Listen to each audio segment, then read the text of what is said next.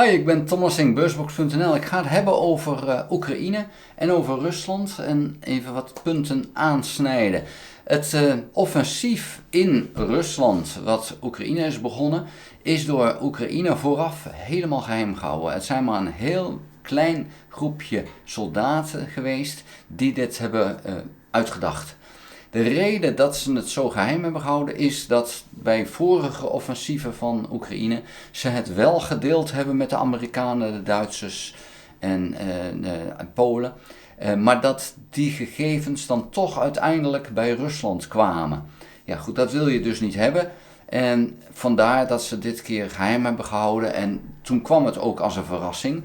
De reden dat Rusland dus niet heeft gereageerd op het feit dat ze het wel hebben gezien, want de Russen wisten 2 weken van tevoren, er is daar wat gaande, maar ze hebben er niet op gereageerd, is dus omdat Oekraïne anders werkte. Normaal gesproken werkt het dus via een bepaalde procedure en die hebben ze losgelaten en de Russen hebben eigenlijk zich in slaap laten sussen door die procedure. En hun spionnen hebben dus aangegeven van ja nee, dit kan gewoon niet zoiets zijn, want wij weten van niks. En normaal gesproken doet Oekraïne het zo niet. Dus op dat punt is het ook weer slim gegaan om het dan weer een keer anders te doen.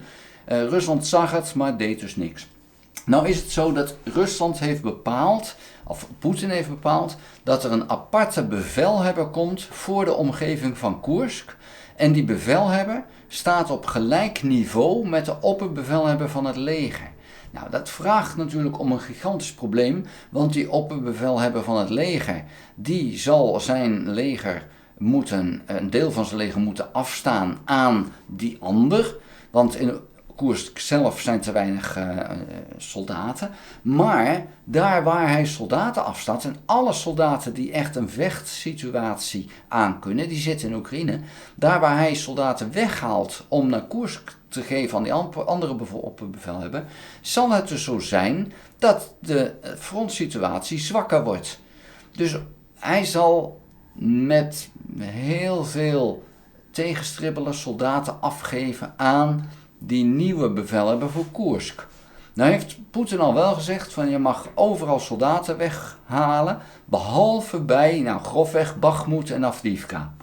Die fronten die doen het goed en daar mag niks worden weggehaald, maar hij kan dus wel doorzetten, althans proberen, om van andere fronten soldaten weg te halen. Ja, dat is natuurlijk koren op de molen van Oekraïne, dat andere fronten waar Rusland niet zo overdreven sterk is, dat die verzwakt worden. Dat is wat Oekraïne ook wil. En Oekraïne kan alleen maar blij zijn met het feit dat nu 2 opperbevelhebbers gaan concurreren met elkaar.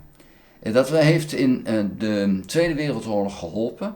Zhukov en een andere opperbevelhebber waren de 2 punten die moesten strijden om Duitsland te bestrijden. Maar toen was er sprake van heel veel soldaten en een aanval.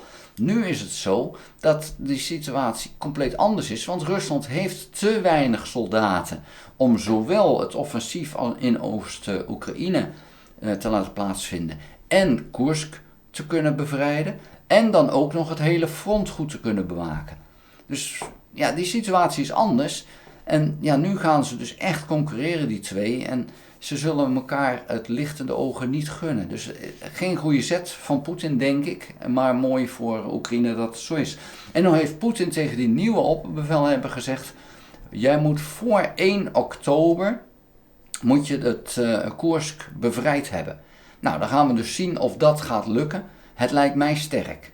Het lijkt mij heel sterk. Want wat er nu naar Koersk wordt gebracht, dat zijn de restjes van andere eenheden. Daar waar bijvoorbeeld bij de aanval in het zuiden, want daar vallen ze ook nog steeds aan, eenheden op een gegeven moment zo zwak zijn dat ze niks meer kunnen als eenheid. Ja, die zullen dan mogelijk weggehaald worden en gestuurd worden naar de andere opperbevelhebber. Nou, dat is lekker. Dan krijg je de restjes van eenheden, zwaar gedemotiveerd. Plus, ja, dan moet je daar maar weer een nieuw leger van zien te vormen. En 100 Russische soldaten die niet kunnen samenwerken zijn minder waard dan 10 Oekraïense soldaten die wel weten wat samenwerken is. Dus vandaar dat het geen goede zaak is voor Rusland. Maar ja, oké, ze willen het zo doen, dat is helemaal prima. De vraag is dus, gaat het lukken? Gaat het de Russen lukken om de Koerskregio weer vrij te krijgen? Ik denk het niet. Ik denk dat 1 oktober veel te optimistisch is. Het is wel zo dat Oekraïne zal terugvallen als er een echte aanval komt van Rusland. Wat ze wel willen is de Russen zoveel mogelijk raken. Dus, en dan denk ik dat 1 oktober veel te snel is. Dus ik zie dat niet zo snel gebeuren, maar goed. Ondertussen is Poetin onderweg. Hij is in Azerbeidzjan geweest, hij is in Tsjetsjenië geweest. Poetin maakt zich druk over Gaza-situatie, maakt zich druk over Azerbeidzjan-situatie. Maar hij maakt zich niet druk over de Koersk-situatie. En dat zijn Russen zelf. Daar laat hij zich niet over uit alsof hij dat wil uitsluiten. Alsof hij dat van, als ik er niks aan doe, dan merk ik er ook niks van en dan bestaat het ook niet. Een beetje een ontkenningsfase van een probleem. En het is een probleem. Het is heel duidelijk dat het voor de Russen een dilemma is. Wat ga je doen? Ga je dat bevrijden of ga je je offensieven verminderen? De offensieven in Oost-Oekraïne lopen voor Rusland, voor wat betreft de winst die ze halen. Ja, nou goed wil ik niet zeggen, maar ze lopen positief voor Rusland voor wat betreft grondgebiedwinst. Ze lopen negatief voor Rusland voor wat betreft de enorme verliezen die ze daar lijden. Want daar waar we de laatste maanden 1000 per dag zagen, zitten we nu op 1200, 1300 per dag. Het gaat gewoon voor wat betreft de verliescijfers niet goed. Dan is er nog de aanval van Oekraïne op Rusland met drones.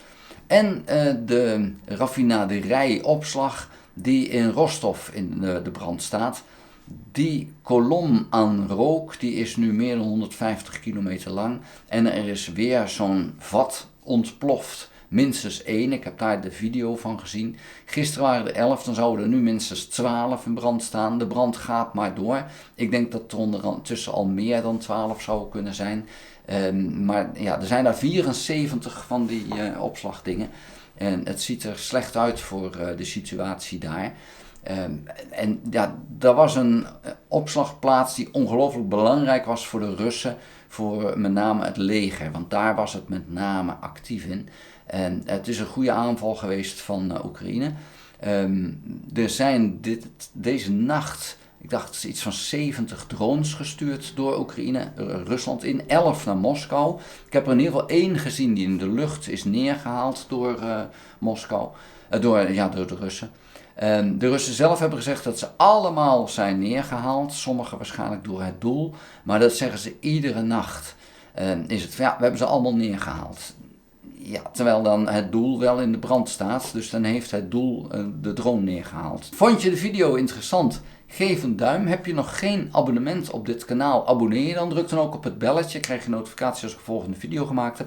Ga ook naar www.beursbox.nl en schrijf daarin op de gratis nieuwsbrief. Dank voor het kijken. Tot de volgende keer. Houdoe!